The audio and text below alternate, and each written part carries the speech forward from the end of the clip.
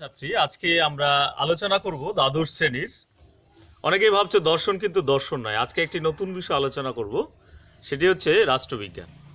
তোমরা যারা এই চ্যানেলের উপর বিশ্বাস করো বা তোমরা যারা এই চ্যানেলকে ভরসা করো, তাদের মধ্যে যাদের রাষ্ট্রবিজ্ঞান বিষয়টি রয়েছে, সেই রাষ্ট্রবিজ্ঞান বিষয়টির 2021 সালের যে সাজেশন, অর্থাৎ বড় প্রশ্নের যে সাজেশন, সেটি আমি আজকে প্রকাশ করছি। তো দেখো, এখানে শুধু বড় প্রশ্নগুলি নিয়ে আলোচনা হবে। কোন কোন অধ্যায় থেকে বড় প্রশ্নগুলো থাকবে সেগুলো বলবো, তারপরে কোন অধ্যায় থেকে কতটা বড় প্রশ্ন পড়তে হবে তোমরা সেগুলো নিশ্চয়ই জানতে পারবে বিস্তারিত। তো তোমরা একটু বোর্ডের দিকে খেয়াল করো। এবারে দেখো, আমাদের এখানে প্রথম যে অধ্যায় আছে, প্রথম অধ্যায় থেকে আমাদের প্রশ্ন যেগুলো এবছরের জন্য তৈরি করতে হবে। তো প্রথম প্রশ্ন আমি এখানে লিখে রেখেছি প্রথম অধ্যায় থেকে, আন্তর্জাতিক সম্পর্কের সংজ্ঞা দাও। আন্তর্জাতিক সম্পর্ক, আন্তর্জাতিক রাজনীতির মধ্যে পার্থক্য আলোচনা করো। এটি হচ্ছে আমাদের প্রথম অধ্যায়ের প্রথম প্রশ্ন। আন্তর্জাতিক সম্পর্কের সংজ্ঞা দাও, আন্তর্জাতিক সম্পর্ক ও আন্তর্জাতিক রাজনীতির মধ্যে পার্থক্য আলোচনা করো।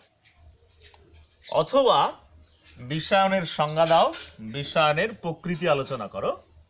এই বিশ্বায়নের প্রকৃতির জায়গায় এই প্রশ্নটিও দিতে পারে যে বিশ্বায়নের সংজ্ঞা দাও বা বিশ্বায়ন কাকে বলে, তার সঙ্গে লেস বিশ্বায়নের বিভিন্ন রূপ পর্যালোচনা করো। অর্থাৎ বিশ্বায়নের প্রকৃতি না বলে বলতে পারে বিশ্বায়নের রূপগুলি পর্যালোচনা করো। এবারে আমাদের এই মানে যে প্রশ্নটি থাকবে প্রথম অধ্যায় থেকে, এই প্রথম অধ্যায় থেকে আমাদের একটি প্রশ্ন পড়লেই হয়ে যায়। অর্থাৎ প্রথম প্রশ্নটি আমরা যদি তৈরি করি তাহলে আমরা কমন পেয়ে যাব। এবারে যারা তোমরা এই একটি প্রশ্নের উপর ভরসা করতে পারবে না, তোমাদের তাহলে এই পরের প্রশ্নটি, অর্থাৎ বিশ্বায়নের সংজ্ঞা দাও, বিশ্বায়নের প্রকৃতি অথবা বিশ্বায়নের বিভিন্ন রূপগুলি আলোচনা করো, এই প্রশ্নটি দেখে রাখতে হবে। এই দুটির মধ্যে একটি পড়লেই আমাদের প্রথম 1 নম্বর প্রশ্নটি কমন আমরা অবশ্যই পাবো, এই বিষয়ে নিশ্চিত। তাহলে প্রথম অধ্যায় থেকে আমাদের প্রশ্ন করতে হবে এরকম এ দুটি। এবারে আমরা পঞ্চম অধ্যায়ে চলে যাব। প্রথম অধ্যায়ের পরে দ্বিতীয়, তৃতীয় অধ্যায়, চতুর্থ অধ্যায়, এই তিনটি অধ্যায়ের বড় প্রশ্ন থাকে না। তাই আমরা একবারে পঞ্চম অধ্যায় চলে গেলাম। পঞ্চম অধ্যায় থেকে আমাদের কটি প্রশ্ন পড়তে হবে দেখো। পঞ্চম অধ্যায় থেকে আমাদের পড়তে হবে যা, মার্ক্সের রাষ্ট্র সম্পর্কিত তথ্যটি আলোচনা করো। মার্ক্সের রাষ্ট্র সম্পর্কিত তথ্যটি আলোচনা করো। অথবা এইটার এখানে আরেকটি প্রশ্ন পড়তে হবে যে, ঐতিহাসিক বস্তুবাদের তথ্যটি আলোচনা করো। আসলে এই রাষ্ট্রের যে মার্ক্সের যে রাষ্ট্র সম্পর্কিত তথ্য আর হচ্ছে ঐতিহাসিক বস্তুবাদের তথ্য প্রায় একই ধরনের উত্তর হবে, একটু হেরফের হলেই হবে। তো দেখো, এখানে এই প্রশ্নটি তৈরি করার সঙ্গে সঙ্গে আমাদের এই প্রশ্নটিও একটু দেখে রাখতে হবে যে ঐতিহাসিক বস্তুবাদের তথ্যটি আলোচনা করো। এই অধ্যায় থেকে আরেকটি প্রশ্ন আমাদের পড়তে হবে যা হচ্ছে, গান্ধীজির সত্যাগ্রহ সম্পর্কিত ধারণা আলোচনা করো। তাহলে এই দুটি প্রশ্ন আমাদের পড়লেই পঞ্চম অধ্যায় থেকে আমরা একটি প্রশ্ন পাবো, অবশ্যই পাবো। তাহলে আমরা এখানে যেটা কমপ্লিট করব সেটা হচ্ছে, মার্ক্সের রাষ্ট্র সম্পর্কিত তথ্যটি আলোচনা করো। আরেকটি প্রশ্ন যে, ঐতিহাসিক বস্তুবাদের তথ্যটি আলোচনা করো, এটাও মার্ক্সবাদের। আরেকটি প্রশ্ন এখানে, গান্ধীজির সত্যাগ্রহ সম্পর্কিত ধারণা আলোচনা করো। তাহলে পঞ্চম অধ্যায় থেকে আমাদের এই কটি প্রশ্ন পড়তে হবে। এবারে আমরা ষষ্ঠ অধ্যায়ে যাব। ষষ্ঠ অধ্যায়ের প্রশ্ন দেখো, কি কি আমরা পড়ব ষষ্ঠ অধ্যায় থেকে প্রশ্ন।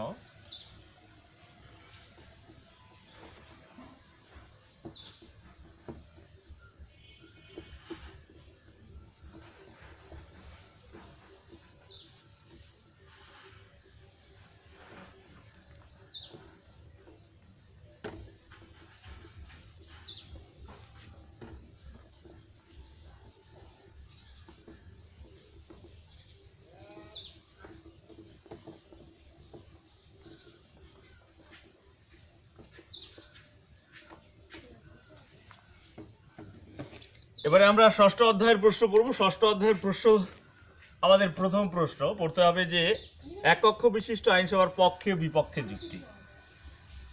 এক কক্ষ বিশিষ্ট আইনসভার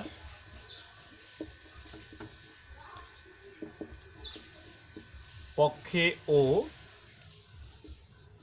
বিপক্ষে যুক্তি দাও।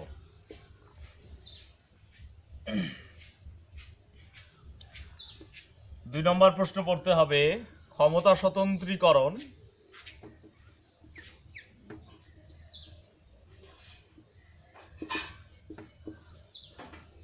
নীতির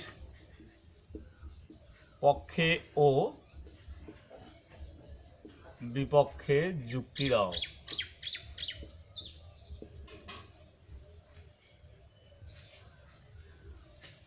আরেকটি প্রশ্ন পড়তে হবে এখান থেকে আধুনিক রাষ্ট্রের শাসন বিভাগের কার্যাবলী আলোচনা করো। আধুনিক রাষ্ট্রের শাসন বিভাগের কার্যাবলী আলোচনা করো। এটা আমাদের 6ষ্ঠ অধ্যায়ের প্রশ্ন।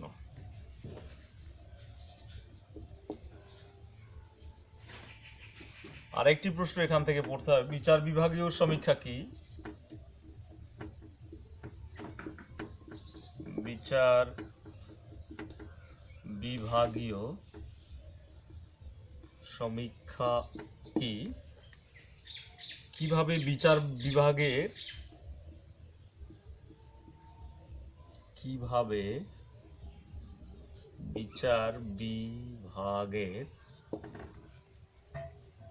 স্বাধীনতা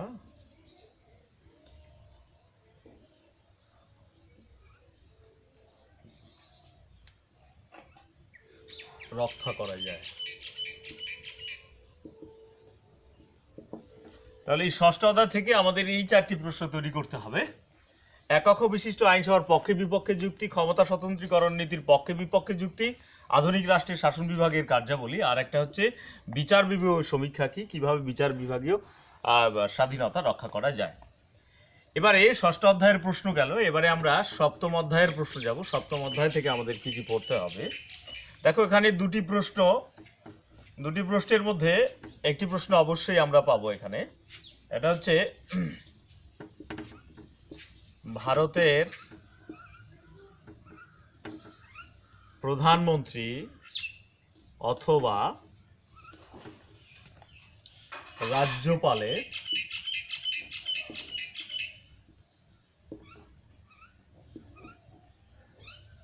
ক্ষমতা কার্যাবলী আলোচনা করো।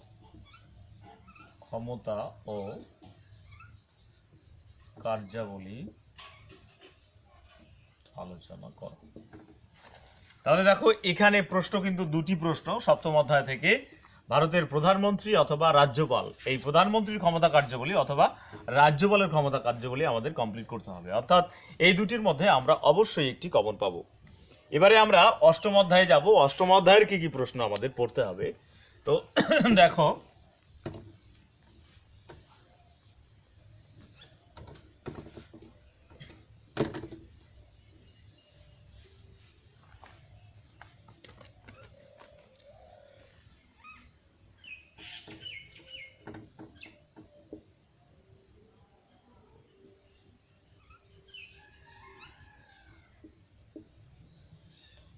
অষ্টম অধ্যায়ের প্রশ্ন ভারতীয় পার্লামেন্টের আইন পাশের পদ্ধতি আলোচনা করো। 1 নম্বর প্রশ্ন এখানে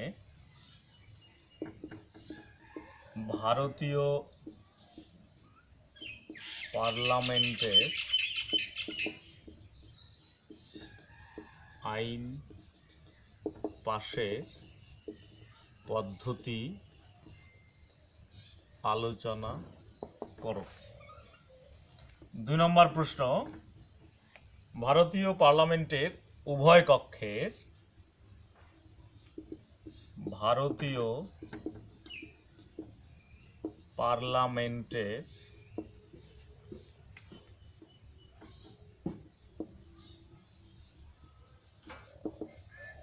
উভয় কক্ষ অর্থাৎ রাজ্য ও লোকসভা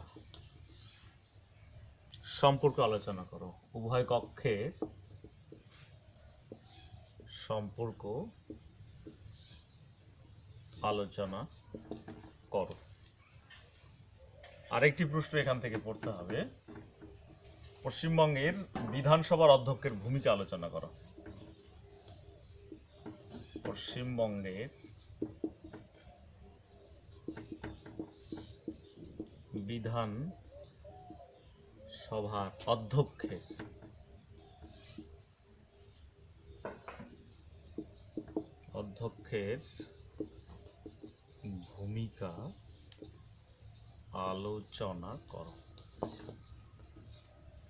তাহলে দেখো এখান থেকে আমাদের তিনটি প্রশ্ন পড়তে হবে, এখান থেকে কিন্তু একটি প্রশ্ন বাদ দেওয়া যাবে না, তাহলে কিন্তু মিস হয়ে যাবে।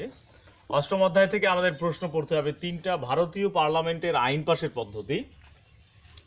পরের প্রশ্ন হচ্ছে ভারতীয় পার্লামেন্টের উভয় কক্ষ অর্থাৎ রাজ্যসভা ও লোকসভার সম্পর্ক আলোচনা করো। আরেকটি প্রশ্ন পড়তে হবে পশ্চিমবঙ্গের বিধানসভার অধ্যক্ষের ভূমিকা আলোচনা করো। এই অষ্টম অধ্যায় থেকে এই তিনটি প্রশ্ন আমাদেরকে পড়তে হবে। এবারে আমরা লাস্ট অধ্যায় অর্থাৎ নবম অধ্যায়, এই নবম অধ্যায় থেকে আমাদের কি প্রশ্ন পড়তে হবে? দেখো নবম অধ্যায় থেকেও আমাদের তিনটি প্রশ্ন পড়তে হবে।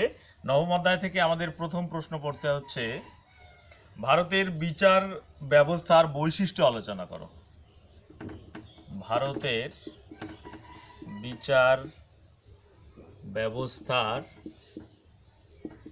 বৈশিষ্ট্য